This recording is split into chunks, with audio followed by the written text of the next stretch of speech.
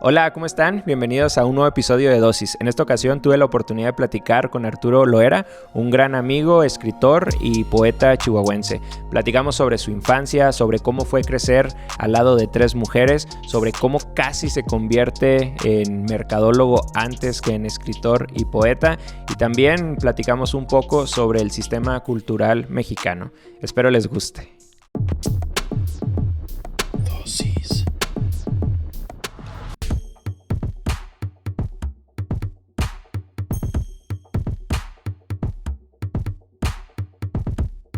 ¿Vas a estar triste el día de hoy? Ya me puse triste, me empecé, nomás dijeron, ¿cómo dijeron? El marcado y...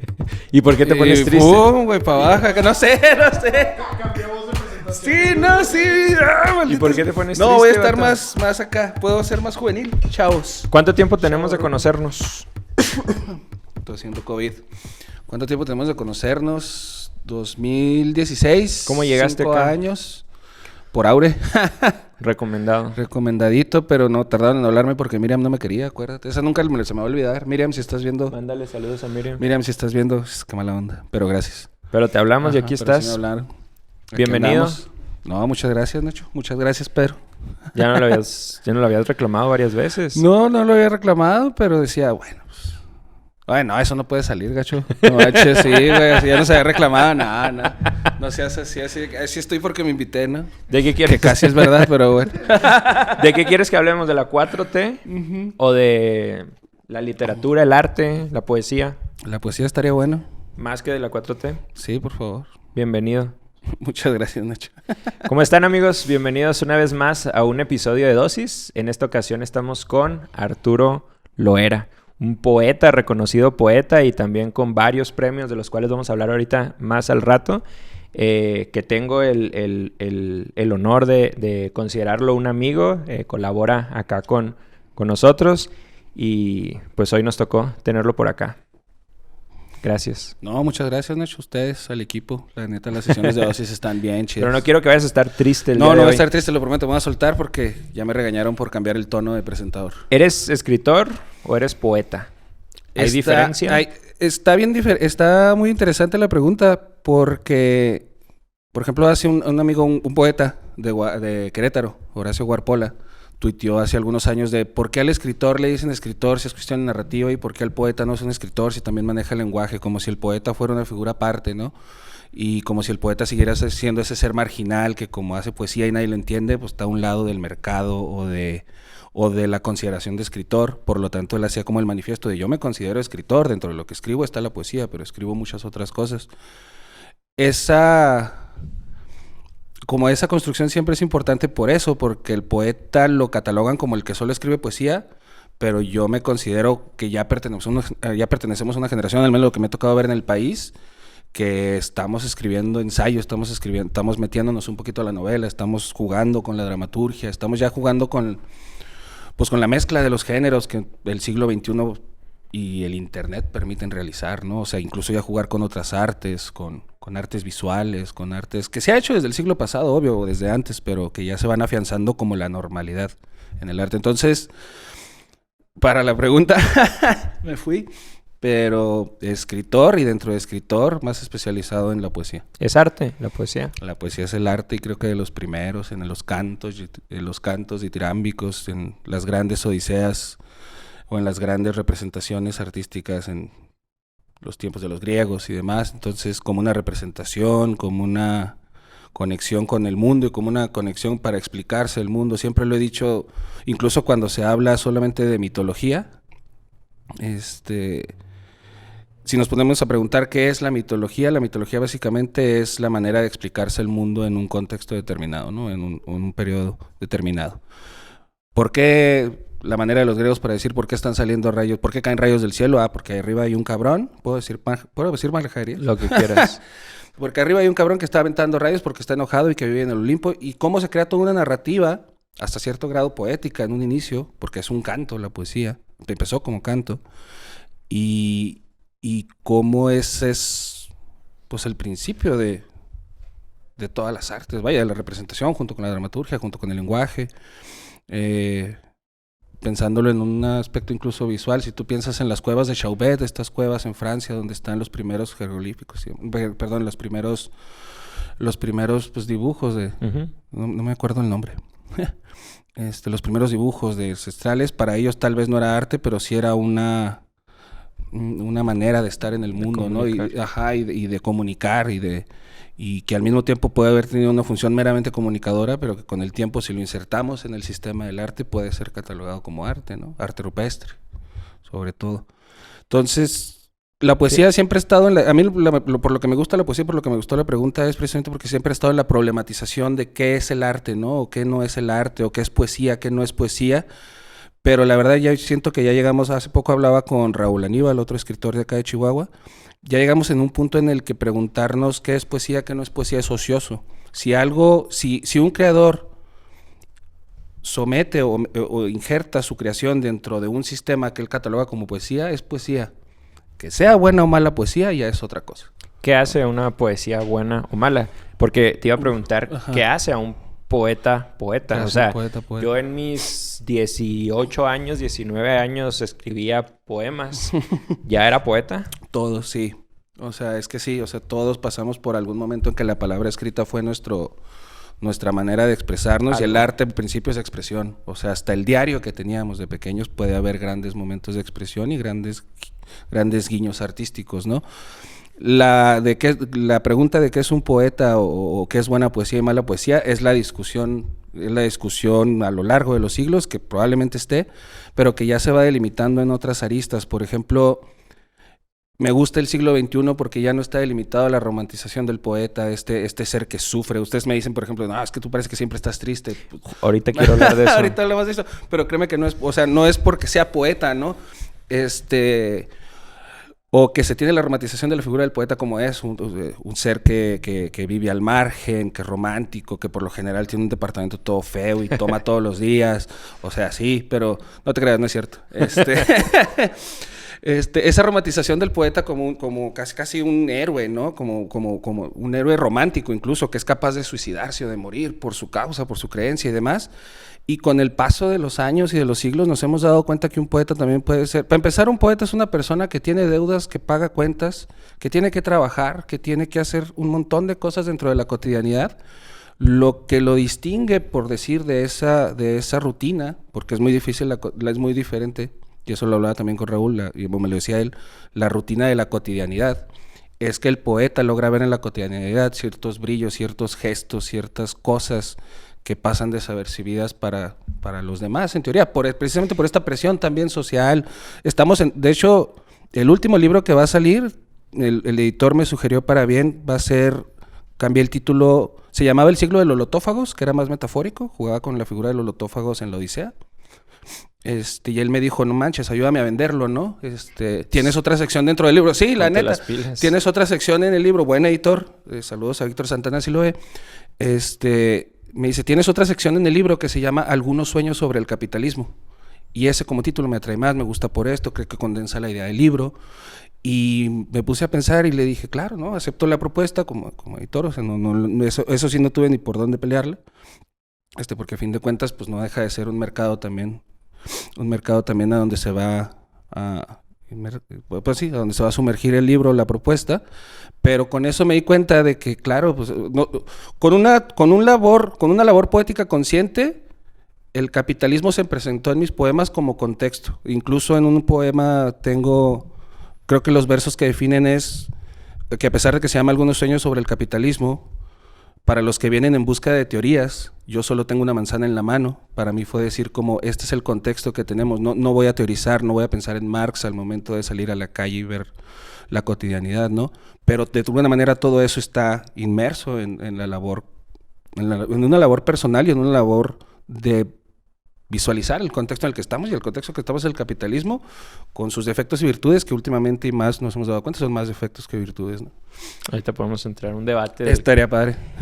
Decías ahorita que el poeta en la cotidianidad ve como pequeñas luces, pequeños como resplandores a partir de los cuales a lo mejor crea, ¿no?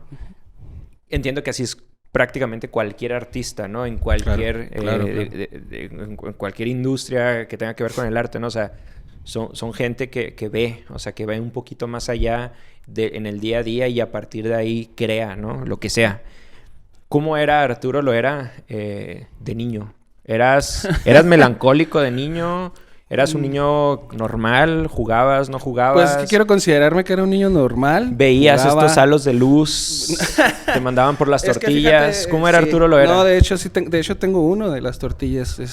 ¿Jugabas al trompo? Jugaba al trompo, jugaba al yoyo, jugaba al valero. ¿Eras Los bueno? tazos en aquel tiempo eran muy buenos, los primeros tazos.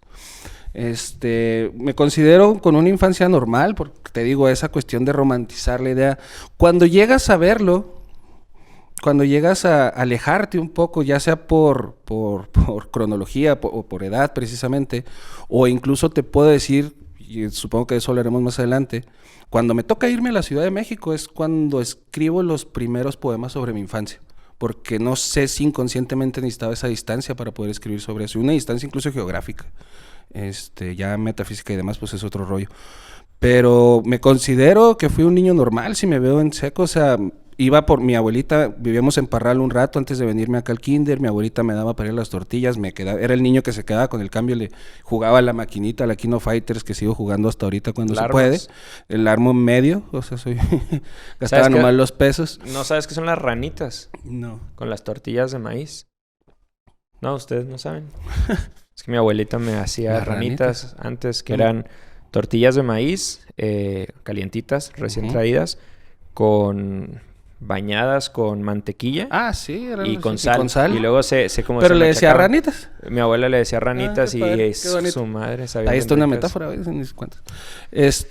Hago una pausa. Ahorita que dices de tu siguiente libro, pensé que tu siguiente libro se llamaba Mientras voy por la vacuna. De camino a la vacuna, pero ese fue un tweet, no. Platícame un poco más de tu infancia. De la infancia. Te digo, pues era una infancia normal, hasta cierto punto. ¿Leías? Pero no, fíjate. ¿De niño leías? De niño leía muy poco. Leía los cuentos navideños clásicos en estas ediciones que algunos se acordarán, verdes, cuadradas, grandotas. Mi mamá me leía las historias de un oso, pero no era el oso que le hicieron en la película, era otro. Que los libros eran como un maletincito. Estaba muy bonito. Hacía muchos... No, mi mamá siempre pero...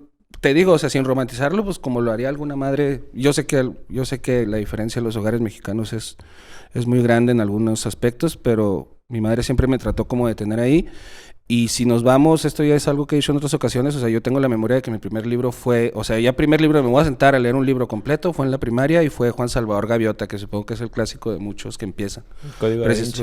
Pues, fíjate que sí, es que yo no tengo rollo contra esos libros, o sea, si quieres también lo discutimos. Ajá, pero me acuerdo que fue ese.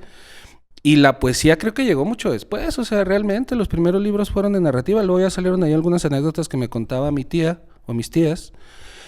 Pero te digo que esta infancia que fue normal de alguna manera, cuando me alejo y que la empiezo a ver y empiezo a considerar el contexto de la muerte de mi abuela, el contexto de la vida de 3 mujeres solas, y cómo cada una, ya platicaremos de eso también después, o lo estoy escribiendo apenas, o sea, cada una de mis tías y mi mamá juntas son hijas de un padre distinto y son 5 hermanas, eran 5 hermanas, mi tía Meña ya falleció,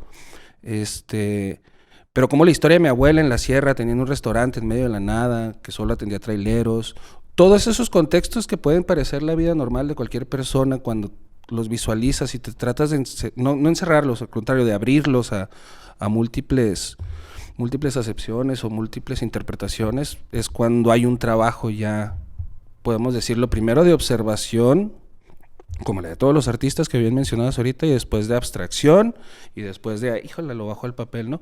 No que todos mis poemas hablen sobre la infancia, pero sí ha sido como los primeros descubrimientos, sobre todo, no sé si me adelanto, pero sobre todo por la oportunidad que tuve de estar en la Fundación para las Letras Mexicanas, mi tutor, porque era uno de los requisitos, que cada jueves teníamos una tutoría de 4 a 5 horas al día, con un tutor, en mi caso era Antonio del Toro, un gran poeta mexicano, y pues era hora de irnos al poema directo, ¿no? Y del Toro abrió de alguna manera, o sea, si él veía, tú llevabas un poema y a él me acuerdo mucho sus frases, por ejemplo decía, en los poemas que no veía mucha cuestión, decía, es que no veo a Arturo en el poema. O sea, el poema está muy bien, pero no te veo a ti en el poema. ¿Qué está pasando? Le digo, órale va, ¿no? Y entonces ya es otro ejercicio. Y no porque el poema tenga que hablar de ti, sino porque hay una perspectiva más. Pero cuando veía en un verso o en algún poema los que llevabas que te estabas así, ponía el dedo y ahí no te soltaba, ¿no? Y era como una cuestión de disciplina y de choque muy grande hasta poder hacer otras cosas. Entonces, empezamos hablando de la infancia, pero últimamente te digo que los últimos años, no digo que estos años, pero los últimos años se han costado mucho en cómo viví mi infancia, cómo la abstraigo hasta ciertas experiencias, cómo puedo compartirlo para que sea algo valioso para los demás, no solo una mera anécdota. Yo creo que está el trabajo. Volviendo a la pregunta, sí considero que fue una infancia normal, o sea, ¿Cómo eras en la primaria? O sea, digo, es que quiero entender esa parte. ¿Eras de 10, de 9, de 8? ¿Eras vago? ¿Te sentabas adelante? En la primaria fue, en mis tiempos, no sé si en Delicias existía eso, pero era niño CAS, que era capacidad de alumnos sobresalientes. Del Cruz Azul. Casi. Niños del Cruz Azul con capacidades de alumnos sobresalientes. ¿Estabas en la banda? Estaba en la banda. Todo lo que saliera en la escuela, estaba. Incluso en deportes, ¿no? Niño nerd. Era niño nerd, o sea, sí. O sea, era 10, 9, si me sacaba un 8 me moría. Era campeón de ajedrez regional. ¿Te regañaba tu mamá? ¿O era? No, o sea, sí. No, mi mamá era de las que, pues, es tu jale, ¿no? Sí, mi mamá sí era así. Yo veía que, por ejemplo, un niño que sacaba pro 7, de repente sacaba un 10 y llegaba con un regalo el día siguiente a la escuela y yo, ay, mamá, pues es que a Carlitos le regalaron esto y pues qué bueno, pues, tú es tu jale, ¿no? Sí, mi mamá fue de esas mamás. Para bien, o sea, te digo, pero a mí me gustaba, aparte, te digo, llegué a jugar ajedrez y en 2 años ya había ganado algunos campeonatos, cositas así. Y fui un niño muy sobresaliente y la primaria estuvo bien fregona, excepto cuando me rompí los dientes, pero eso es otra historia. Saludos a Jorge. ¿También se quebró los dientes? Sí. Qué buena onda. Pues hasta que me quebré los dientes. Y en la secundaria todo cambió. O sea, no dejé como de... O sea... ¿Por qué te lo rompiste? Digo... En patines, en la banqueta. Okay. Y en la primaria, de hecho, porque es de esas banquetas de cemento así duras. ¿Fue en Parral? Pero ¿la primaria? No, fue aquí en Chihuahua, en la Gustavo Díaz Ordaz, que ese también es otro maldito tema. Cuando me enteré quién era Gustavo Díaz Ordaz, pues te imaginas Sí, te imaginas mi impacto. Por ahí hay un poema también al respecto, pero... Déjame... Infancia normal está en eso. Voy a contar ahorita que estoy diciendo lo de la Gustavo Díaz Ordaz, una anécdota. Una ocasión en primaria, 16 meses patrios, no me acuerdo si fue para la... No, yo creo que fue para la Revolución, más bien. Pues nos llevaron papel de China, verde, rojo, blanco, y nos pusieron a hacer la bandera de México. Yo estaba en preprimaria, primero por ahí. O primero, yo creo primero, segundo. Y nos fueron a hacer la bandera y yo estaba bien enojado así, machín. O sea, no... Estaba... Sí, te imagino. Estaba tripeado así, nadie me podía hacer hablar. Le tuvieron que hablar a mi mamá para que fuera por mí. No entendían qué me estaba pasando. Y ya cuando llega mi mamá me dice, pues, ¿qué pasó, Nachito? Y yo enojado, mamá, mira, me pusieron a hacer la bandera del pinche PRI. Y ya dijo, no, es la bandera de México, mijo, no pasa nada. Se la robaron. Y ya. Perdón, es que esas cosas pegan luego, sí. Sí, mira, tú ya eras más consciente de Xavi. Sí, pues claro. No, te digo, ¿qué me quedé? Pues en la primaria. Gustavo Díaz Ordaz. Tan normal hasta en los madrazos. En la Gustavo Díaz Ordaz, ahí en la colonia Santo Niño. Cerquita ahí de la casa de mi madre. Y fue muy normal en todos los aspectos. Ya en sexto me empecé como a desbalagar, ya no entregaba tareas, algunas cositas así. ¿O por qué? ¿La vida? No sé, es que supongo que es un proceso común en general, pero pues de la primaria a la secundaria, porque pasé a la secundaria y el primer bimestre, porque yo no conocía lo que era un bimestre, el primer bimestre, todas reprobadas. ¿Y qué sentiste? Pues un cambiezote, o sea, no sé si tardé en adaptarme, porque ya después pues fue normal, ¿no? Ya fui alumno regular, 7, 8, 9 cuando me iba bien. Y luego ya en el bache peor, ¿no? Me tenía que sacar un 10 para pasar con 6 porque si no me pasaba y me lo sacaba, ¿no? O sea, como que me fui despojando del rigor académico, por decirlo de alguna manera, y me empecé a interesar en otras cosas, pero pues... Ahí me gustaría hacer una pausa. Primaria, secundaria, bachi, pero... Hablabas ahorita de tu mamá y estos primeros libros o estas primeras lecturas, pero... ¿Cómo consideras o en qué momento consideras llegó por primera vez o empezó y de qué forma empezó a llegar la cultura a ti, Uf. a tu vida? Es que llegó de esa manera con esos primeros... Muchos creemos que los artistas tienen surgimientos muy grandes, ¿no? Pienso, por ejemplo, en Nabokov, el gran escritor ruso. Hay una anécdota muy bonita que su abuelo quería que fuera un intelectual desde pequeño, ¿no? Y lo iba a formar desde pequeño, perdón. Y lo encerraba en su biblioteca y él decía, es que de estar con los libros, algo va a tener que hacer. O sea, no tiene nada más. Y lo que hacía Nabokov era para encabronar a su abuelo, agarrar los libros, arrancar las hojas y hacer avioncitos, ¿no? Pero Nabokov ahorita en este momento es uno de los más grandes escritores. Bueno, no en este momento, o sea, en la historia de la literatura es uno de los más grandes escritores rusos y mundiales que existen, ¿no? Ya Lolita es otro tema por otra cuestión. Pero sí, entonces es interesante como esa anécdota. Yo te puedo decir, porque cuando la leí dije, me acordé de ciertas cosas y decía... Es que en mi casa, biblioteca como tal, no había algunos libros, todo, pero sí había un pequeño cuartito en donde había muchas cajas y las cajas estaban llenas de libros. Y no me acuerdo de los libros en específico, pero me acuerdo que a mí me gustaba mucho de repente meterme al cuarto con las cajas nada más, o sea, abrir y hasta ver las ilustraciones, hasta leer un poquito de lo que entendiera, hasta hacer torres con los libros, ¿sabes? O sea, era como, hay un contacto, muchas veces creemos que tiene que ser forzosamente un contacto intelectual, cuando puede ser un contacto súper lúdico y de ahí ir progresando poco a poco, ¿no? O sea, creo que desvaloramos mucho el hecho del juego en el arte, sobre todo cuando el arte en sí es un juego y una representación. Entonces puedo decir que por ahí un poco indirectamente, ya después me contó, ya cuando decidí el camino de las letras y demás, que estudié en la Facultad de Filosofía y Letras, ya me contó mi tía Lucy una anécdota, ¿no? De que mi mamá siempre ha sido muy práctica y si algo está viejo lo tira, ¿no? Lucy no, Lucy es más de tener las cosas, guardarlas y demás. Entonces es un contraste muy interesante y cuando yo estaba chiquito pues vivía con mi mamá y mis dos tías, Blanca y Luz. Hasta ahí, fíjate, o sea, si yo me hubiera querido inventar los nombres cuando lo escribo en un poema, Blanca Estela y Luz Elba, ¿no? Es como cosas maravillosas que te das cuando le pones atención. Lucy tenía una biblioteca decente. Y cuando se enteraron ya que entré, o sea, que ya les dije voy a entrar a la carrera de letras, pues pregúntale a tu mamá dónde están las obras completas de Borges.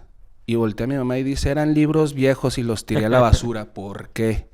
Y pues Lucy bien enojada, así, yo así como que el choque cultural en la familia era como que si hay que tener cosas literarias, culturales y pues no estar tan cegados. Pero te digo, mi mamá era una mujer muy práctica, tan práctica que tiró unos libros de Jorge Luis Borges por viejos, ¿no? Y los tiró en una bolsa negra en la basura porque curiosamente fue en una mudanza así de, no, vámonos, esta bolsa se va.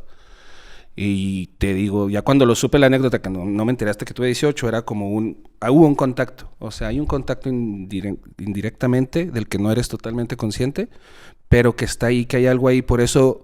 Uno de los dichos que a mí me gustan es acércale a un niño un libro, no se lo abras, no le digas que lea 3 páginas, no le obligues nada, acércaselo, lo va a agarrar, lo va a morder, lo va a oler y luego tal vez lo abre, ¿no?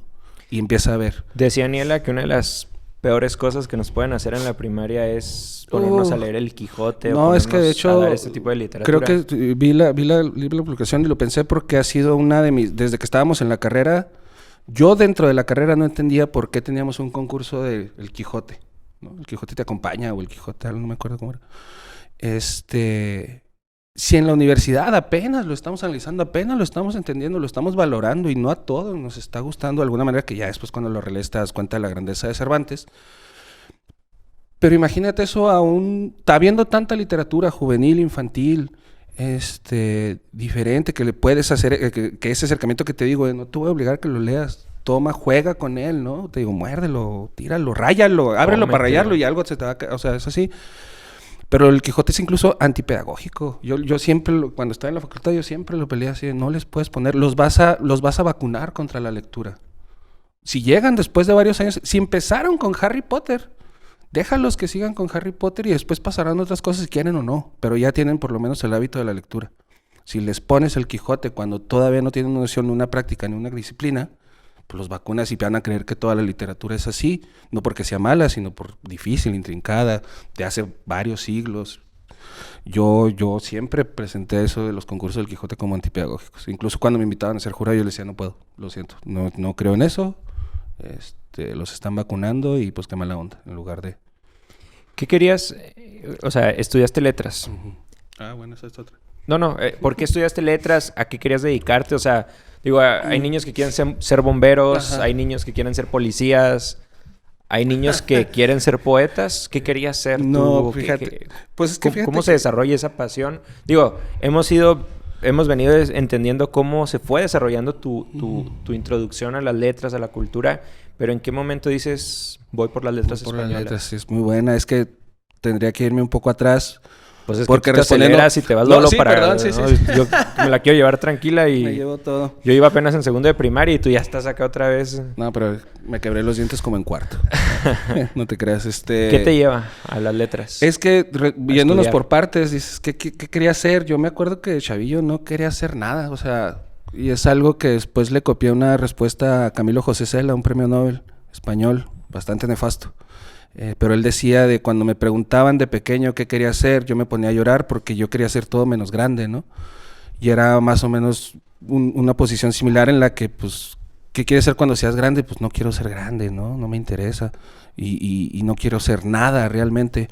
Entonces lo que se desarrolla a partir de eso fue muy azaroso en muchas cuestiones porque realmente me estaba dejando llevar por un ciclo o por un flujo, perdón, o por un río pues que no sabía dónde iba a terminar. Y ya después,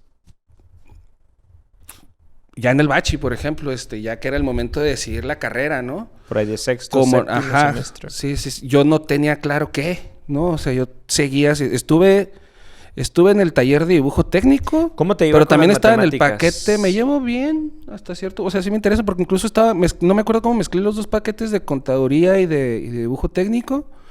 Pero pues si te fijas, ¿eso qué, no? Y yo me acuerdo que en el bachi reprobé 2 semestres de literatura por la maestra Bárbara Soltero. Saludos. Saludos, si me llega a ver esto. No, es que la manera en su pedagogía tampoco me interesaba, pero sí me interesaban las clases de lógica, literatura, las lecturas, no tanto la responsabilidad, ¿no? O sea, había cosas que me quedaba leyendo por mí.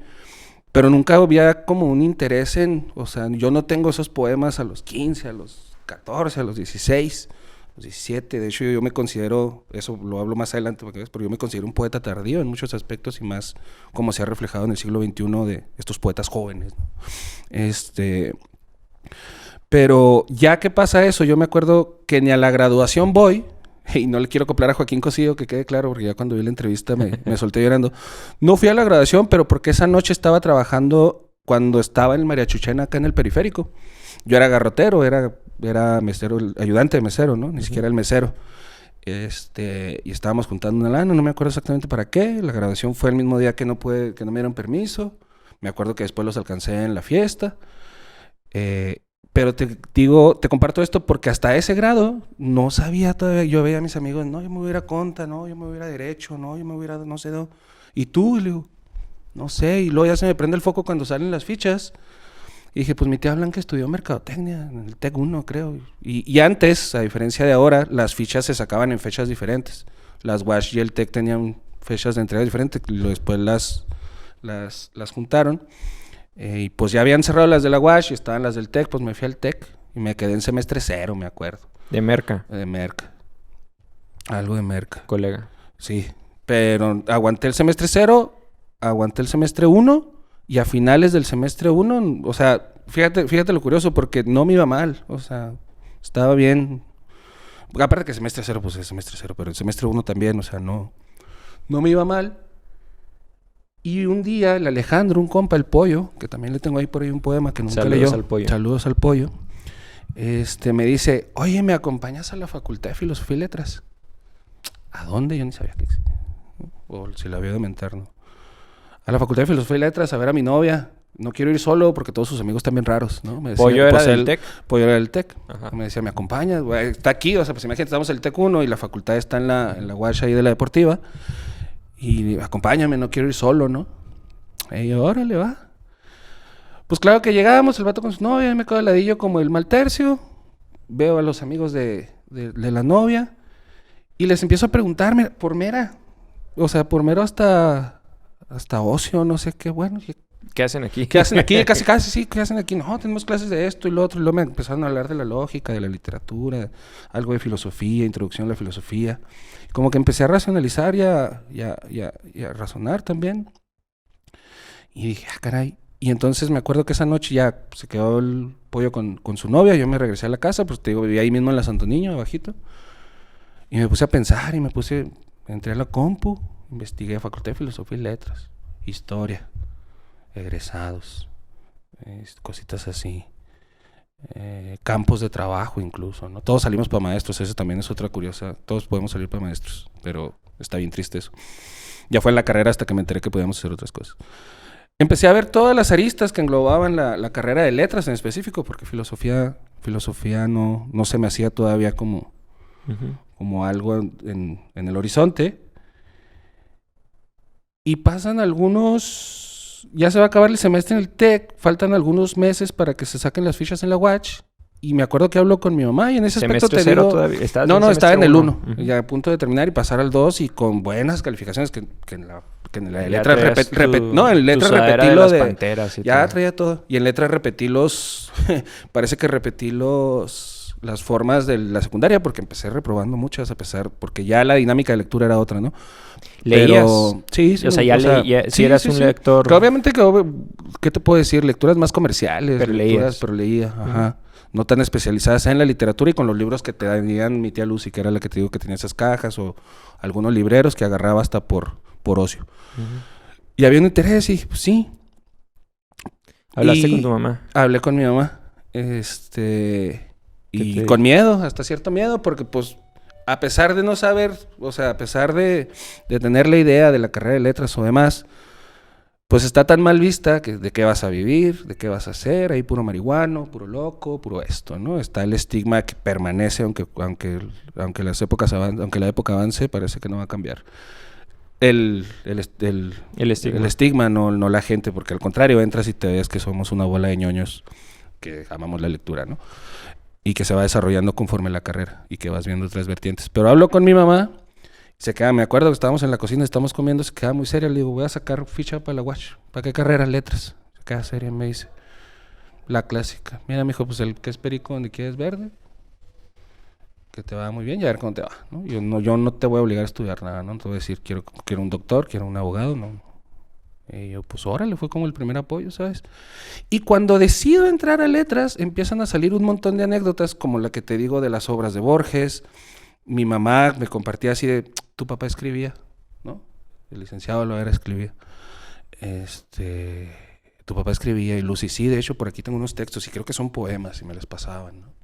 Y empezaron a salir muchas cosas en ese punto de mi vida que dije, pues hasta por algo que me llamó, no sé. Otro caso que quiero hablar, porque ya también es una romantización, muchos, y si esto lo escucha un auditorio joven, muchos entran a la carrera de letras creyendo que te van a perfilar para escritor. Nada más contrario a la realidad. Vas a leer mucho, vas a ver la historia de la literatura y la historia del mundo a través de la literatura, vas a tener una comprensión lectora más amplia, vas a desarrollar tu español, vas a desarrollar muchas herramientas que te serán muy útiles en muchos aspectos, aunque la gente piense que la literatura no sirve para nada. Pero ya no es como ahora que hay muchas escuelas de escritura creativa, sobre todo en Estados Unidos. Acá apenas están, no sé, algunas en la Ciudad de México obligatorio, acaba de abrir una en Guadalajara, y no sé si en Monterrey hay alguna o dos privadas, ¿no? Que por ahí me han sonado. Pero letras, la licenciatura en letras, como tal, no es que, es que quiero ser escritor y por eso voy a estudiar letras. No, también es otro estereotipo que se tiene. Está subvalorado. Las letras españolas. Las letras en general. ¿Qué le debemos? Pues que es... ¿Qué le debemos a esa vertiente? ¿A esa vertiente? A la filosofía y las letras españolas. Porque, coincido en esto que dices, ¿no? De pronto hay unos... O sea, yo creo que de alguna otra manera está subvalorado, ¿no? Que de alguna otra manera estigmatizamos como tal esas carreras o tenemos como ciertos estereotipos que yo creo son erróneos, ¿no? Pero, ¿qué me puedes decir de eso? ¿Qué le debemos a la filosofía de las letras? Para empezar, no le debemos nada. Eso va a ser claro. Lo que sí podemos considerar es que cuando entendemos, porque muchas veces lo damos por sentado y por lo tanto es sobrevalorado, cuando entendemos que todo es lenguaje y que la lectura es un camino hacia la comprensión de dicho lenguaje, es cuando se valora de una manera distinta, no la literatura en sí, sino el lenguaje como tal, las letras, ¿no? Que conforman un mensaje, las letras que conforman el post de Facebook que estás viendo, las letras de la entrada de Reddit, por qué el lenguaje está cambiando, por qué Vargas Llosa está contra los que escriben con mayúsculas y minúsculas, cuáles fenómenos son los que han llevado, por qué la RAE realmente no dicta las leyes, sino que se tiene que adaptar a la evolución del lenguaje. Todas esas cuestiones son las que el lenguaje forma y forma a los seres como tal. Las letras son una de las vertientes que existe para llevar ese lenguaje y esa conformación a un camino, no quiero decir ideal o idóneo o preparado, pero sí un camino distinto, una valoración del mundo diferente a través de las palabras, ¿no? Todo es válido. Necesariamente vamos válido. Evolucionando. Vamos evolucionando, vamos a discutirlo. ¿Por qué descarto algo inmediatamente con... Es que ¿dónde está eso en la RAE? Pues no está y tampoco estaban todas las palabras que están en este momento, ¿no? Porque ya está cantinflear, porque ya está cruz azulear, ¿no? Porque gracias al Cruz Azul. Bueno, gracias al Cruz Azul, pero también porque lo que te digo, la RAE dicta las reglas que le son dadas y dicta las reglas y analiza el lenguaje que está siendo hablado abajo, ¿no? O sea, y abajo me refiero a academia, sociedad, ¿no? Puede sugerir algunas cosas, podemos tener las reglas gramaticales necesarias para vivir en una sociedad, pero también hay que aceptar que esas reglas van cambiando, que van a cambiar. A fin de cuentas, nosotros estamos hablando el español es un derivado del latín, y ni siquiera el latín culto, el latín vulgar. Entonces, ¿cómo la deformación del lenguaje, metiendo incluso la imagen de la Torre de Babel, pues tiene múltiples aristas, ¿no? Entonces, no es necesario que estudies letras para valorar el lenguaje, te ayuda a tener un campo más amplio, pero mientras fomentemos todos los esfuerzos de fomentos a la lectura que hay, es por lo general de gente apasionada de la lectura y de las artes. Ese es un camino para empezar, o sea, no es algo que le debemos, pero sí es algo que nos puede ayudar a muchas cosas, a la comprensión del mundo mismo. ¿Ontas? También. Todas las vertientes. Ya estás en la carrera. Ajá. Y ya te estás acercando a graduarte y ¿qué ideas empiezan a llegar a tu cabeza? Ahí, fíjate, ahí es donde cambió. Curiosamente, mi gran choque personal y lo que muchos compañeros se hicieron en el bachilleres para la carrera, yo me lo hice carrera realidad, ¿no? Fue ahí donde dije, órale, sí, muy bonitas las letras y todo. ¿Qué onda? Una revelación primaria que siempre quise, pero nunca me imaginé. Una revelación primaria fue en una clase con el profesor Humberto Payán, saludos, que no va a ver esto, obviamente. ¿Por qué en no? el que hablamos, no sé, porque ni lo tengo. Lo podemos buscar No sé, en Facebook y se no lo sé podemos dónde andará mandar, el profe. ¿no? Saludos, un No gran profe, juzgue, por cierto. sea abierto. Fíjate que yo no estoy orgulloso de ser Wash, pero sí estoy orgulloso de 3 o 4 maestros que tuve en la carrera, ¿no? Y fueron un montón de decisiones a lo largo de la carrera que fueron guiándome hacia donde quería ir poco a poco. Una de esas fue, incluso en un sentido laboral, él nos decía, pues sí, es que la poesía, y empezaba a gesticular, tal vez de ahí rerover los gestos también. Y luego, es que la poesía está, él me decía, y luego decía, ¿ustedes saben estaban los tomatitos muy contentitos cuando llegó el verdugo y los hizo jugo? Es de Salvador Novo. ¿Ustedes saben que el eslogan de mejor, mejora, mejorar en los años 20 es de Javier Villurrutia? Escritorzazos, ¿no? ¿Ustedes saben que... lo de los tomatitos era Fernando del Paso, perdón. Salvador Novo trabajaba en otro lado. Entonces me quedé y le dije, ¿cómo? Entonces los escritores trabajan en publicidad, y pues yo ya traía como el interés del marketing, a lo mejor incipiente, ¿no? Pero antes le dije, ¿cómo? Entonces los escritores pueden trabajar en publicidad. Pues sí, es lenguaje, ¿no? Luego leo los manifiestos dadaístas y Tristan Tzar en una oración hermosa dice, la publicidad también es un elemento poético, ¿no? Y te estamos hablando de los manifiestos dadaístas en las vanguardias, principios de los 20, en el siglo XX. Todo eso se fue conformando para decir, pues es que a lo mejor la publicidad es un camino, solo tendría que ver cómo, ¿no? Y ya se fue eso. Algo que hizo muy mal la carrera es que te da la clase de proyectos de empresas culturales en noveno, cuando vas a salir, cuando te lo tendría que haber dado. En lugar de todos los de seminarios de tesis y que escribirte otra tesis que no le va a servir al mundo para nada, ¿no? Sobre un escritor que nomás tú lees, que sí es un ejercicio crítico y lo que quieras, pero en lugar de eso me hubiera gustado tener más semestres sobre creación de empresas culturales. Tuvimos nociones, tuvimos bases y ahora le van al mundo, ¿no? Pueden ser divulgadores culturales, pueden ser maestros, pero nunca estaba ligado a nada creativo O sea, fue como yo tuve que definir es que yo me quiero dedicar a algo creativo. Está la poesía en la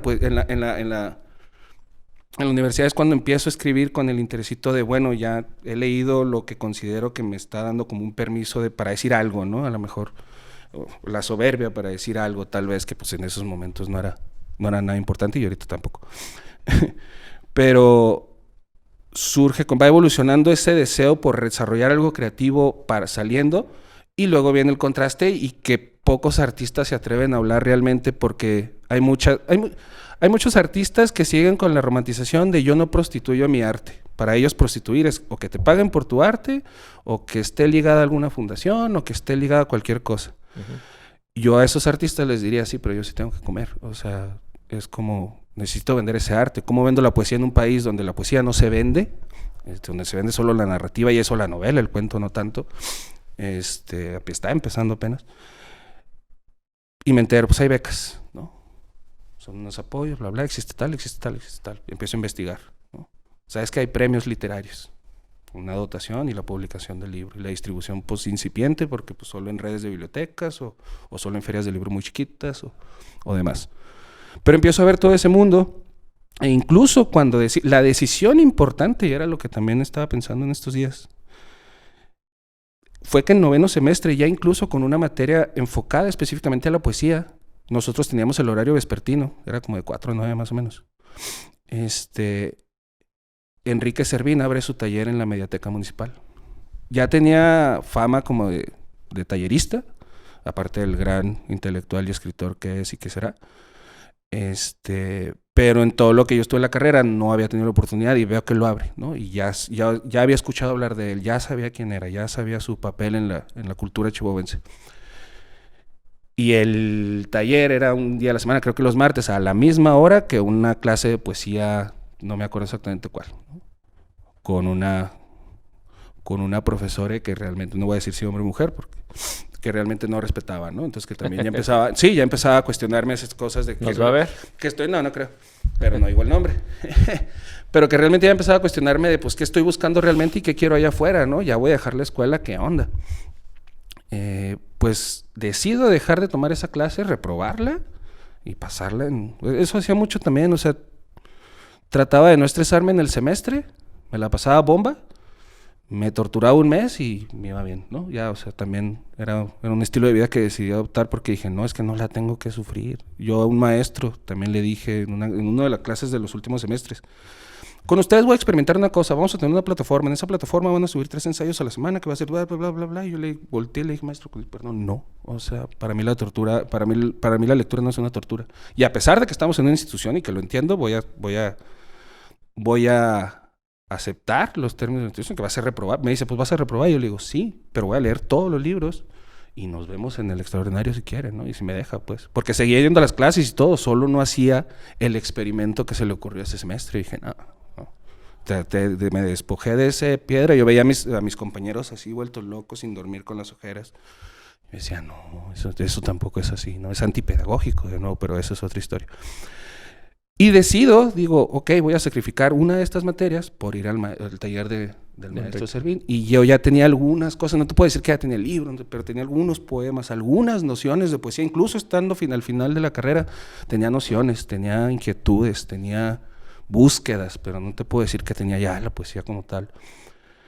Y en este momento de mi vida, como en muchos otros después, puedo decir que fue una de las mejores decisiones de mi vida y que probablemente fue la primera de la que me tiene aquí después de todo lo que ha pasado. O sea, después de la poca trayectoria que he construido, pues, de alguna manera. Yo creo que o sea, a diferencia del Bachi Uni realidad con el punto medio de Enrique Servín fue el detonante para... Me voy a dedicar a escribir, no sé cómo lo voy a hacer, obviamente voy a tener que tener otros trabajos, o sea, para subsistir, porque no quiero ser ese poeta romántico que anda pidiendo prestado, que no prostituye su arte, no. O sea, quiero tener un trabajo y quiero escribir, y es hasta el momento algo que me he inculcado y que he tratado de tener la disciplina personal de poder hacerlo, ¿no? ¿A qué se dedica un egresado de Filosofía y Letras aquí en Chihuahua? Era un poco lo que te decía ahorita, pareciera que todos salimos con el perfil de maestro, ¿no? Y a mí me tocó dar clases. O sea, salí de la carrera, salí tarde, eso sí. O sea, yo le digo que son carreras no rancones. Me robó esa frase, no sé Yo de también quién. decía lo Sí, mismo. No te son preocupes. carreras no rancones, es de ley. Sí, O sea, claro. Tranquilo. no me apuré. Pero saliendo dije, se seguía yendo a los talleres, seguía Yo no formando quería mis ser grande. proyectos, no quería ser grande y ya estoy aquí, ¿no? Y fue un golpe también bien duro porque pues todavía vivía con mi madre, tenía que apoyar en la casa y agarré unas clases en la ay, ¿cómo se llamaba? Era una que estaba enfrente del TEC, de hecho, pero del otro lado. No. Válgame, siempre me acuerdo. Yo no me acuerdo. ¿Del TEC de Chihuahua? No, está el TEC de Monterrey. Adelante. Ah, una con naranja. Ajá, una cosa. Sí. No. Pues ahí, pero en la prepa, ni siquiera en la uni, ¿sabes? Daba clases en la prepa de ahí. ¿De qué? De todo. O sea, esa también era la bronca. O sea, como que vieron el perfil. Daba clases y atendía la Daba clases, atendía la cooperativa. Y no me dieron educación física porque fumaba. Si no, también me lo hubieran dado. No te creas, pero después experimenté porque me dijeron, pues es que ¿cómo es? Tu perfil es muy amplio, ¿no? Y yo, pues define amplio. O sea, pues si te doy... la cooperativa también. Si te doy historia, puedes dar historia. Y yo, pues si me das los libros, sí, ¿no? O sea, pues sí tengo nociones. Pero fíjate, el nivel y era privada aparte y puro corrido de todos lados. O sea, estaba... Privada carita de corridos caros. O sea, de corridos fresitas. O sea, también estaba piratona. Porque tengo una amiga... Berenice, si ve esto también. Ella sí lo va a ver. Sí, pues que le toca del otro lado, ¿no? De dar clases, pero pues en sectores más vulnerables, más pesados, más cholos. Y me cuenta las experiencias y dije, no, pues con mis niños fresas estoy a todo dar, ¿no? Pero eso, o sea, sales para maestro, es como tu primera opción. Te digo, yo tenía implementado yo sé que puedo trabajar en otra cosa más creativa, pero todavía no conozco en qué. O sea, no conocía pero si sales con esa primera opción, o sea, sí es como es lo natural, dar clases. Lo natural es dar clases. Hay muchos que se meten a la burocracia cultural. Eso no me interesaba para nada nunca. O sea, yo sigo peleadísimo con la burocracia cultural. Un mal necesario, pero sigo peleadísimo. Pero ahorita salgo para maestro y duro un año. Bueno, duró un año. No fui barco, pero digamos que no era muy estricto. Tú también hiciste experimentos. Ajá, no, de hecho no. O sea, hice experimentos de... Era el profe que te ponía una película, pues. A veces, no siempre. Sí, la neta sí. Pero sí la trataba de explicar. O sea, si era como el tema... Buscando a Nemo, sí, ¿no? Sí. Y luego, no, les caí muy bien porque no me acuerdo, ni siquiera me acuerdo, pero estábamos viendo algo. Te digo, me dieron todo. Me dieron historia, me dieron taller de lectura y redacción, me dieron introducción a la metodología de investigación.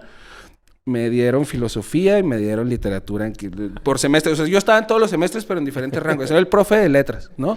Pero estaba en todo. Y el de matemáticas volteándome era así como que, pues está canijo. Y esos de 50 pesos la hora y tenías algunas horitas a las 50, 60 pesos la hora, tenías algunas horitas a la semana y no te alcanzaba para nada más que para darle a tu mamá, no sé, ahora yo pago la luz y el teléfono, ¿no? O no, yo ahora pago el agua, ahora yo pago tal cosa. Y para quedarte ahí algún dinerillo. Paso un año ahí, te digo, me acuerdo que les puse una vez, y por eso les caí muy bien, les puse Trainspotting, pero porque tenía que ver con una cuestión de Descartes, no me acuerdo exactamente, del Roland Barthes o de Descartes, no me acuerdo bien. Pero sí la ligué, o sea, sí ponía películas, pero sí las podía ligar, ¿sabes? Tampoco era tan vale madre. Pero, pues sí, te digo, y uno de los golpes más fuertes, en el que también dije, ¿a poco esta va a ser mi vida? Es que se acaba el primer semestre, empieza el segundo. Y pues antes tienes los seminarios o antes de que empiecen las clases, pues te van todos los profes de todos los de no sé muchos lados para ver qué rollo. Y pues yo nomás iba, ¿no? Pero como otra primaria o como otra escuela, así, preséntense todos. No, pues yo soy tal, soy de la escuela tal. Y lo que me pegaba es que había muchas señoras y muchos señores. Y se subían con una... O sea, se levantaban, no, pues mi nombre es Pedro. Perdón, Pedro. Mi nombre es Pedro. Saludos, Pedro. Tengo 60 años. No. Llevo dando clases 40, así, ¿no? Y pues aquí estamos. Y yo veía esa figura y decía, no me digas que así voy a estar. O sea, fue un choque muy fuerte de, es que yo no quiero dar clases. O sea, fue por una cuestión de es lo que sigue, pero decía, es lo que sigue, pero no es lo que quiero, ¿no? Y en ese año fue un constante, ¿qué voy a hacer? Ahí es donde vamos a entrar al tema de los apoyos o los recursos, porque supe de la existencia, incluso desde antes de salir. Sabía de la existencia del Fondo Nacional para la Cultura de las Artes, el FONCA, en su programa de jóvenes creadores, y sabía de la existencia de la Fundación para las Letras Mexicanas. Eran dos opciones distintas, ya que una era gobierno y una iniciativa privada, y la iniciativa privada te daba un poco más de dinero y te exigía irte a la Ciudad de México porque era ir casi en horario de oficina, a un cubículo, desarrollar un proyecto, desarrollar tu escritura, teniendo clases todos los días, clases de música, clases de apreciación artística, lectura de la Divina Comedia, invitados especiales, vino tal poeta de Chile, vino tal poeta de Venezuela, vino tal poeta de Argentina. Era un movimiento muy hermoso, entonces yo había escuchado las experiencias y ya después pues en el camino te vas haciendo amigos de muchas personas de la Ciudad de México, de Monterrey, de Guadalajara, de Yucatán, de Tijuana, de todos lados, ¿no? Entonces ya todos van formando una esfera. Digo esfera porque no quiero decir burbuja, porque luego la burbuja pareciera apartada del mundo y no, lo que más estábamos cerca era del mundo. Entero todo eso y durante la estancia, duré nada más un año dando clases, pero ese año y el año anterior mando a todo, ¿no? Mando a la fundación. A todo lo que te encontraste. Creo que mandé el premio Chihuahua también, no pegó. Mandé a la fundación, mandé al PEC de estatal. En ese momento todavía no existía el FOMAC, el municipal. Y a esperar. Eso es lo que no me gusta mucho no del oficio como tal. Eso sucedió mientras dabas clase. O sea, eso fue antes y durante. Ajá. Y en el segundo semestre, que ya estaba así como que, bueno, pues sí estaba a hacer mi vida, a ver qué hago. O sea, yo voy a seguir escribiendo y cuando algo me pegue. Pero pues tengo que seguir trabajando, ¿no? Y fortuna me dan los resultados del FONCA, la gano. Y a la semana dan los resultados de la fundación, la gano. La fundación tiene en su reglamento que durante el periodo de la beca no puedes tener otro apoyo. Te exigen, porque hubiera sido una muy buena lana, pero no, te exigen que solo tengas ese compromiso y que te vayas a vivir a la Ciudad de México. Porque tienes que ir de lunes a viernes de 9 a 5 o el horario que tú digas, pero tienes que cumplir 40 horas a la semana. Y está el compromiso y entonces fue el golpe, otro golpe así ya, o sea, ya en que sí se puede, ya la armé, ¿qué voy a hacer? ¿Qué voy a decidir? Porque aceptar la fundación era eso, irme a una ciudad que no conozco. Conozco muy pocas personas. Raúl Aníbal y Mariano Orantes fueron un gran apoyo porque me abrieron las puertas de su casa el primer año que vivía allá. Logramos vivir juntos un rato.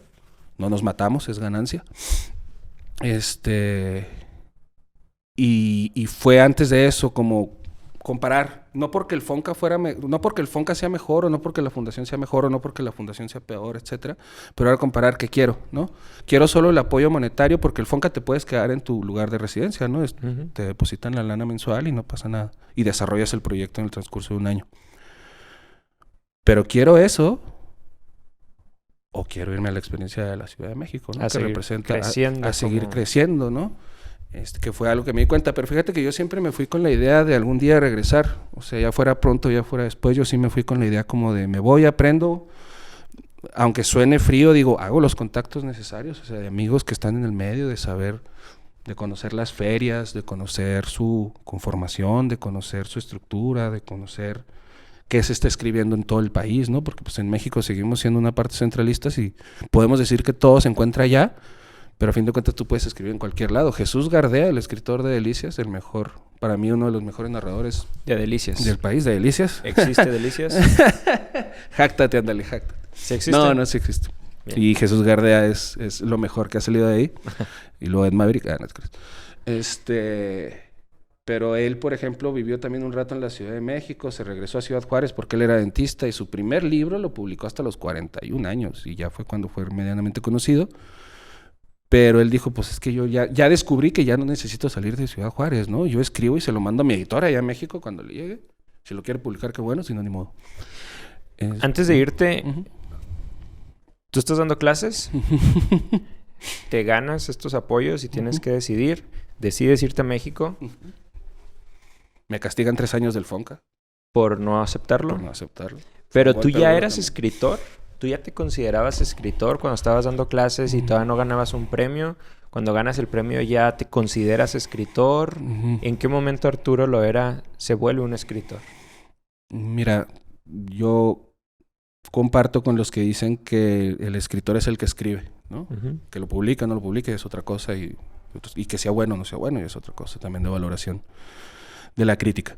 Pero realmente lo que te mencionaba del encuentro con el taller de Enrique Servín fue tan valioso porque como fue semanal, fue constante, empecé a tomar una disciplina, a compartir, el hecho de que Enrique compartiera su conocimiento con nosotros, ¿no? Que no sabíamos absolutamente nada. Ya me sentía en una dinámica de estoy entre colegas, ¿no? Por decirlo así, estoy como ya soy escritor, estoy ya puedo ser así. Pero te digo que todo pasa muy raro porque me considero escritor al momento de escribir. Digo, sí, soy escritor, pero quiero ser un escritor que desarrolle una carrera en el transcurso de su vida, ¿no? No quiero ser como... Pasa algo, en la literatura en Chihuahua hubo un sesgo. Por mucho tiempo, Carlos Montemayor fue nuestra figura más representativa, o es nuestra figura más representativa, porque si te pones a verlo como conciliador entre las negociaciones con el ZLN en los 90s y demás, pues es muy interesante, ¿no? Y sus novelas son hermosas. Pero hubo un sesgo en el que pareciera que entre Carlos Montemayor y otras generaciones no hubo como nadie. Un Ignacio Solares por ahí, Jesús Gardea incluso es un poco antes, Víctor Hugo Rascón Banda muere sí, pero hay 2, 3, y no quiero decir que se requiera un grupo, pero como que generaciones anteriores o se quedaban muy local y de aquí no salían, y para ellos ya ser escritor era publicar tu libro en el fondo de la universidad o en aquel momento en el Instituto de Cultura, que no iba a salir de Chihuahua, más que en algunas ferias y eso si bien le iba, y como que se encerraron, se volvieron muy críticos. Y creo que a partir de 2010 aproximadamente empieza a haber una generación que se interesa realmente en, no, es que tengo que salir. Está Daniel Espartaco, está Raúl Aníbal, está Niela, hay varios escritores locales que están buscando esa proyección, o sea, como que se armaron individualidades que lograron conjuntarse en un mismo interés y que estamos compartiendo entre todos en este momento de alguna manera esa canalización sabemos que no todo se queda aquí, ¿no? Entonces, esa comunidad me hace sentir como escritor, volviendo a la pregunta un poco, pero hay un sesgo que nos como empezó a mover, que dijimos, pues es que escritores muy grandes ya hay, ¿quiénes le van a seguir? Hay un interés real en decir nosotros, ¿no? Si lo logremos, quién sabe, ¿no? Todavía, porque pues, estamos incipientes en este rollo, aunque ya tengamos algo trabajado. Pero esa es la tirada, ¿no? Como competirle a ese nivel en el futuro. Y te digo que pasa el choque porque en el 2013 traigo este trabajo acarreando como de varios años, pega el Fonca, pega la fundación y publico mi primer libro. Ya cuando sale el primer libro, y esta es una anécdota también personal, yo le decía a mi mamá de que no, pues es que voy a leer mis poemas. No, que me invitaron a Parral para leer unos poemas. No, que localito y cosas así que estás empezando. Le digo, no, pues es que yo soy escritor. ¿Y dónde está tu libro? Y me pegaba, Nacho, así de que, híjole, es que yo me considero escritor, porque estoy escribiendo, pero para la posición de una persona como mi madre era, ¿y dónde está tu libro? ¿No? O sea, hay que tener el libro para ser escritor. Ahí está, mamá, más que lo tiró. Pues casi.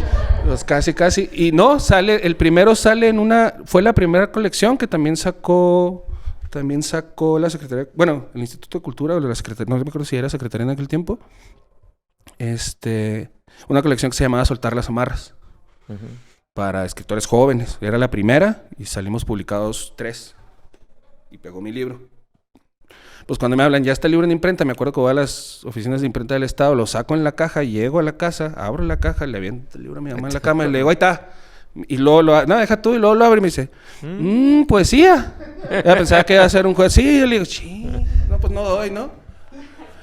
Entonces como que siempre hay el choque, pero para bien te digo así como que, poesía, bueno, pues está bien, ¿no? Pero ahí es cuando digo, cuando me puedo decir como reconocer de soy escritor, fue un proceso de muchas etapas, que llegó al punto que en el 2013 fue como un año muy importante, porque es cuando me voy a vivir a México, me voy allá con el primer libro publicado y recientemente con el premio de poesía editorial Praxis, que es un premio de poesía de allá, con el que saqué mi segundo libro, de una editorial especializada en poesía, distribuida principalmente en la Ciudad de México, y que la experiencia fue muy padre de ganarlo, en el sentido de que el jurado lo conformaban poetas que admiraba, como Hernán Lavín Cerda, por ejemplo, un poeta chileno que tiene viviendo mucho acá en México, y que la premiación fue en la salita del sótano, la Damo Boari del Palacio de Bellas Artes, ¿no? Ya era como que, no manches, estoy en el Palacio de Bellas Artes.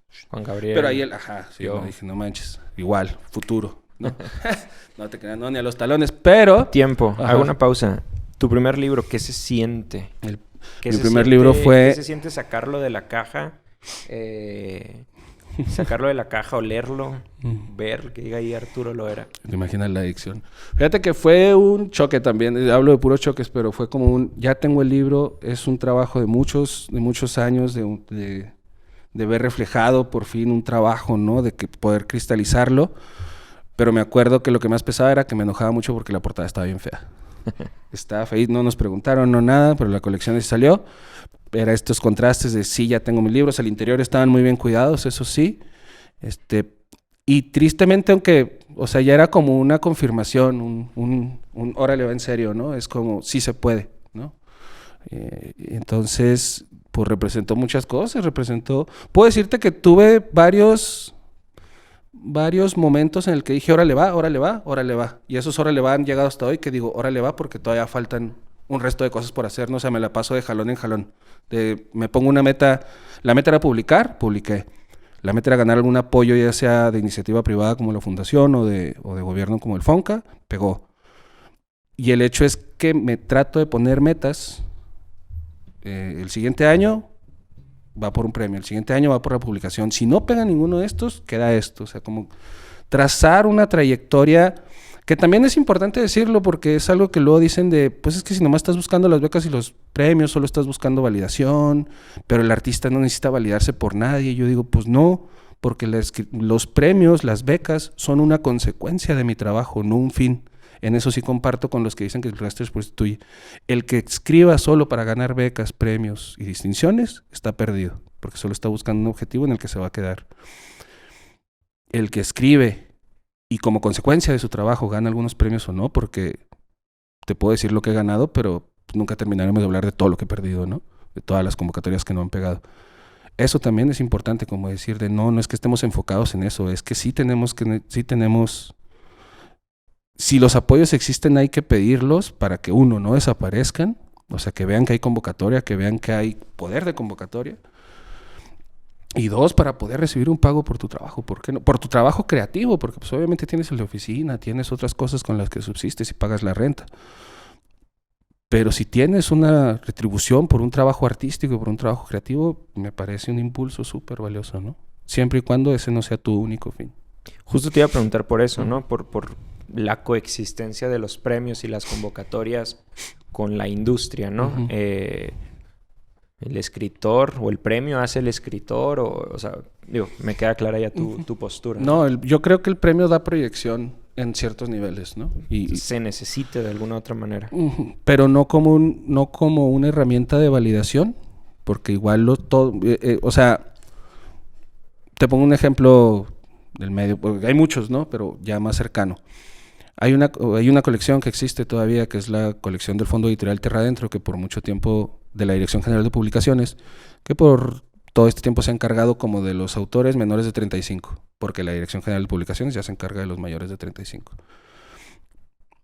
Tú veías el catálogo de los jóvenes, yo era un catálogo que seguía con el fan, y yo me ponía la etapa de, me encantaría estar ahí, ¿no? O sea, imagínate, estar junto con todos estos poetas, junto con todos estos narradores, porque era de todos los géneros. Qué maravilla, ¿no? Y este mismo catálogo tiene premios. Entre ellos, el Premio Nacional de Poesía Joven Elías Nandino. Yo leía todos los nandinos desde que estaba en la universidad y decía, imagínate qué chingón ganarte un día el nandino, ¿no? Uno de los premios importantes de poesía en el país. Y todo lo que eso daría, ¿no? Un apoyo económico, la producción, la publicación del libro, la distribución por lo menos en una librería educal por estado. O sea, ya estarías en los 32 estados, todo lo que representa eso. Entonces, una cosa es que desees todo eso y que esté bien, porque se convive, pero una cosa es cómo conjuntarla con que, uno, realmente si tienes algo que decir y es valioso, y dos, si... Que también hay otra crítica, por otro lado, que comparto, que un amigo hace mucho decía, ¿por qué le decimos premio nacional si el jurado son 3 personas? Que no sabes de qué humor se levantaron, no sabes... Que sí, los designó el Sistema Nacional de Creadores de Arte, pero que no sabes qué onda, ¿no? ¿Por qué un premio nacional lo deciden 3? Pues porque burocráticamente sí es, habría que analizar diversos aspectos, pero en un sistema burocrático cultural como tal se permite y es lo que hay, ¿no? O sea, también habría que analizar muchas cosas. Pero todos estos contrastes te vas dando cuenta hasta que te metas, hasta que te interesa, hasta que dices, sí me interesa, ¿no? Sí lo que escribo creo que puede ser un camino ideal para seguir creciendo, pero no todo lo que escribo depende necesariamente de eso, ¿no? ¿Cómo administrar estos dos mundos? El mundo del escritor, que está escribiendo para ser escritor, que eventualmente está aplicando a premios, a convocatorias, con el mundo laboral, profesional, que es más inmediato, ¿no? Muchas veces en la industria creativa, etcétera. O sea, ¿cómo estar brincando de un mundo a otro, no? ¿Cómo es ese día a día? Fíjate que a mí me que entiendo muchos escritores lo tienen, sí, ¿no? Sí, no, de hecho, sí es como, ya cuando logré como sumergirme en esta cuestión, y es cuando te das cuenta que muchos escritores trabajan en muchas agencias y son incluso directores de agencias, directores de arte, ¿no? Que no es escritor, pero pues sabe de arte, órale. Hay muchos casos y fue grato porque te digo que era un interés como que tenía gente y que se ha podido desarrollar, pero ese es el valor de hacerlo como creativo. Obviamente depende de cada persona. Te podría poner el ejemplo, hay una anécdota muy interesante de T.S. Eliot. El vato era banquero y es uno de los más grandes poetas de la historia de Estados Unidos y de la historia del mundo. Incluso Ezra Pound hizo como un guardadito y le dijo a todos sus amigos que dieran algo de dinero para sacar de trabajar a T.S. Eliot, porque imagínate si trabajando así, escribe lo que escribe, dedicándose solo a escribir, ¿qué no escribiría? Junta el varo, va con Eliot y Eliot le dice, muchas gracias, pero si me dedicara solo a escribir me volvería loco, ¿no? O sea, necesito esta cuestión que me necesito los dos mundos, vaya. Y eso siempre me pareció muy interesante y es algo que valoro mucho. Ahora bien,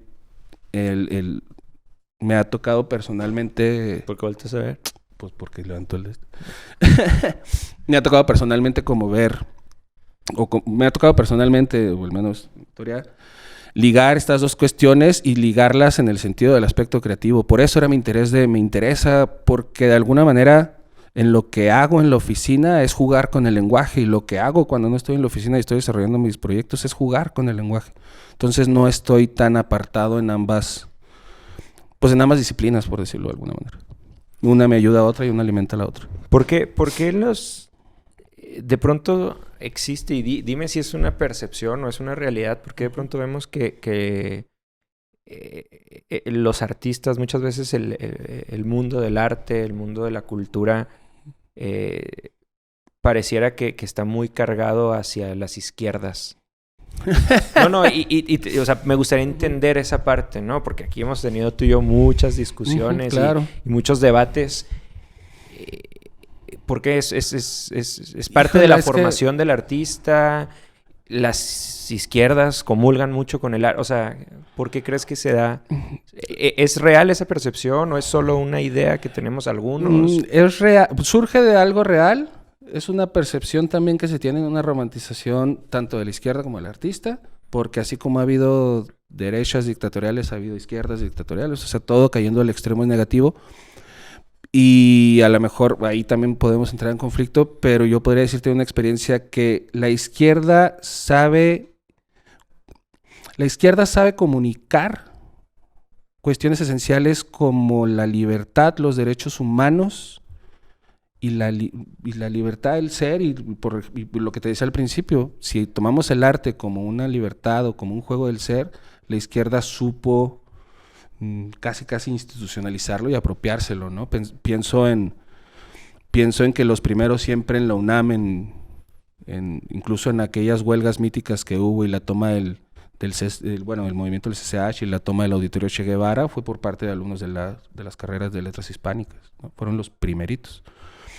Entonces hay una armonía y una concordancia natural que necesitaríamos hablar de muchas otras cosas como para entenderlo, pero creo que al tener como bandera la justicia y los derechos humanos, va más ligados a la libertad y el arte siempre va a estar más ligado a la libertad que a los intereses económicos. Y por lo general la derecha, si bien no que se desinterese del bienestar social, siempre van más por unas cuestiones de intereses económicos que estos artistas que no quieren prostituir su arte van a estar siempre en contra.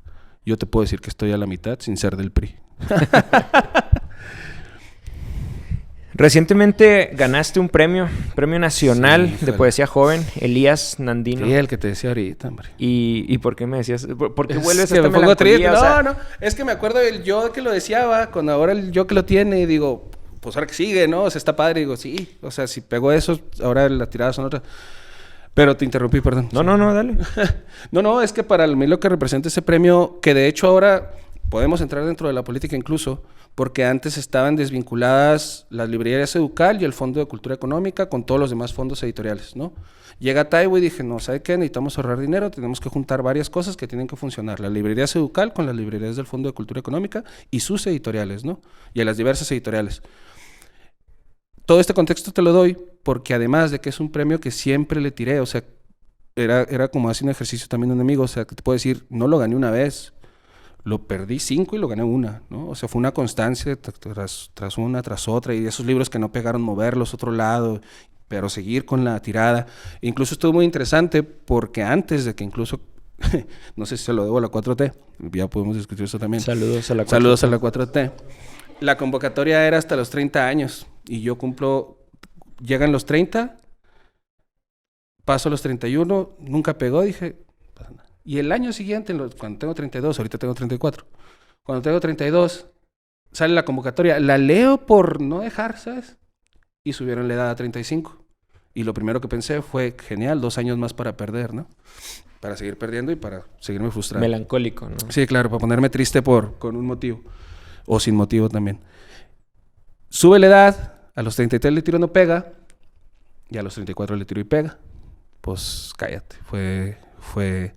Y lo que te mencionaba ahorita de las librerías y metiendo el aspecto del Fondo de Cultura Económica, para mí es muy representativo que se haya hecho esa unión y que el libro vaya a salir en una coedición con el Fondo de Cultura Económica, porque es la editorial de todos mis maestros. Toda la literatura mexicana, o la mayoría de la literatura mexicana que leí en su momento, era editada por el Fondo de Cultura Económica. El hecho de que sea coeditado por ello, para mí, representa mucho más que el reconocimiento y que todo lo demás. O sea, va a ser un librito, va a ser chiquito porque hay tipo de colecciones, pero me mandaron las finas, te digo, creo que se las mandé, ¿verdad? Y que el hecho de ver el sellito ahí del Fondo de Cultura Económica, a mí me pegó.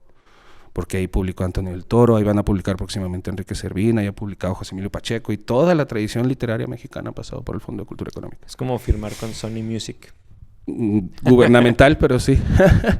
¿Qué causa más emoción?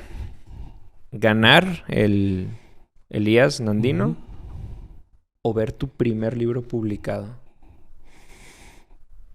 Es que es similar. Ten en cuenta que cuando sale el primer libro publicado, tengo 23, más o menos. 22, no me acuerdo.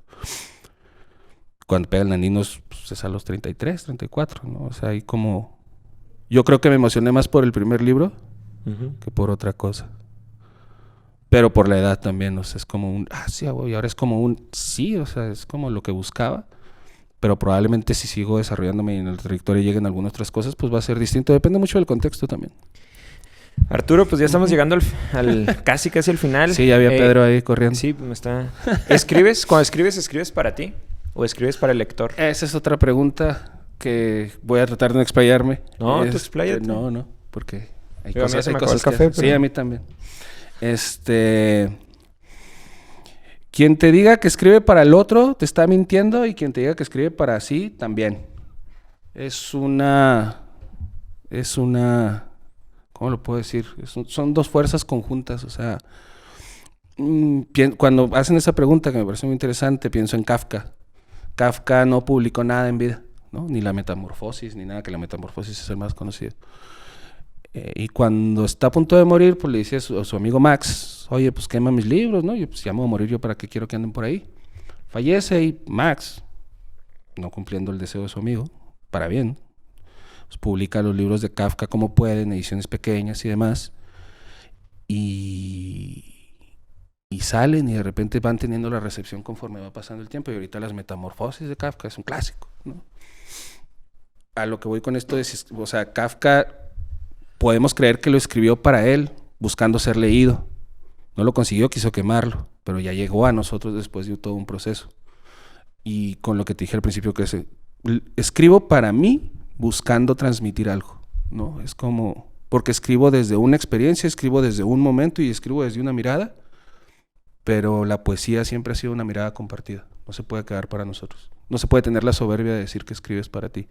Puedes decir que escribes para ti con la intención de compartirlo con los demás. La poesía que no se comparte no es poesía. ¿Qué quiere ser Arturo Loera cuando sea grande? No quiero ser grande, ya soy grande, ya. Ya no Pero no llores, no te pongas melancólico. No quiero crecer. No, ¿qué quiero ser? Quiero seguir mezclando estas dos disciplinas que quiero y que adoro. Quiero seguir siendo copy senior y desarrollarme en todo lo que pueda profesionalmente, ir creciendo ahí. Y en la escritura, seguir escribiendo. Es que también la ambición parece corta, pero te digo, siempre hay un jalón, que es la publicación en una editorial estatal, la publicación editorial de la Ciudad de México, la publicidad en un fondo nacional. O sea, es como el proceso que, si bien me va a seguir, o sea, a mediano plazo quiero ser miembro del Sistema Nacional de Creadores de Arte, que es otro tipo de apoyo muy fuerte y muy valioso para desarrollar varios proyectos a la vez en un transcurso de 3 años. Quiero dar talleres de poesía por el país, quiero seguir creciendo. O sea, es como, ahora sí que donde la escritura lleve en ambas vertientes. Hay que tener el sueño chilango, se puede ser escritor y trascender creo que desde Chihuahua. Sí, cierto. Es muy válido el sueño chilango, yo lo tuve. Yo con la intención de volver para compartirlo de alguna manera como pudiera. O sea, he intentado también dar talleres, tener grupos de escritores que sé que están moviéndose y mandarles convocatorias, mandarles todo. Que tengan las herramientas que yo no tuve en su momento para que pueda seguir creciendo, para que podamos seguir creciendo juntos, ¿no? Es súper válido, aprendí mucho, o sea, aprendí, te digo, desde lo que tiene que ver con la escritura hasta ya los últimos freelanceos que me aventé en la Feria del Libro de Guadalajara, en la Feria del Libro del Zócalo, en la Feria del Libro del Palacio de Minería, ferias importantes. Ya es en una cuestión más de empresa cultural. Pero que fue necesario el choque para abrirme los ojos de lo que me faltaba y decir, órale, ya aprendí lo que tengo de acá, ya tengo la manera de seguir en contacto con el sueño chilango desde acá. Entonces solo queda seguir desarrollándolo y hacerlo, ¿no? Pero tanto es válido como las 3 vertientes, no irte y hacerlo desde acá y tener proyección es posible. Si era posible en el siglo XX, es más en el siglo XXI. Quien se va y no regresa es súper válido, y quien se va y regresa también. O sea, creo que las 3 vertientes son siempre y cuando estemos haciendo algo, pues. Y eso es todo. Muchas gracias, Arturo. No, muchas gracias a ti. Antes de que me regañe Pedro. Espero no haberlos aburrido. Siempre nos gusta cerrar pidiéndole a quien nos acompaña alguna recomendación, libro, película, que nos ayude a entender a la persona, a entender su contexto. Híjole, les voy a poner, me considero un ser de contrastes, como muchos. Yo creo que algo que me define es que, y va a sonar como cosa de mamador, es de mamadores. Tanto te puedo ver una de mis películas favoritas, como es El Séptimo Sello de Bergman, que creo que es una película a la que siempre vuelvo cuando puedo. Tanto como otra de mis películas favoritas, que es mexicana y que se llama Mecánica Nacional, ¿no? Joya. Entonces me gusta, dejo esas 2 recomendaciones para que hagan el contraste, pero me gusta ser un ser de contrastes que puede hacer esas cosas. No como Palazuelos, que puede comer en el mejor restaurante y comerse los tacos en la banqueta, ¿no? Pero sí, o sea... Están en Movie, supongo, ¿no? ¿Cómo se llama la plataforma esa mamadora? La que odia Leo. Bergman, pero bueno, eso. No, muchas gracias, Nacho. Muchas gracias a ustedes. La verdad sí estaba muy deseoso de estar aquí. Saludos a Pedro. No, pues muchas gracias, Arturo. Nos dio mucho gusto tenerte por acá. Te deseamos que sigas creciendo como escritor. Que te cargues un poquito más al centro, no te vayas tanto a las izquierdas. Ándale, esperemos. Muchas gracias, amigos, por habernos acompañado esta ocasión, y no se pierdan el siguiente episodio.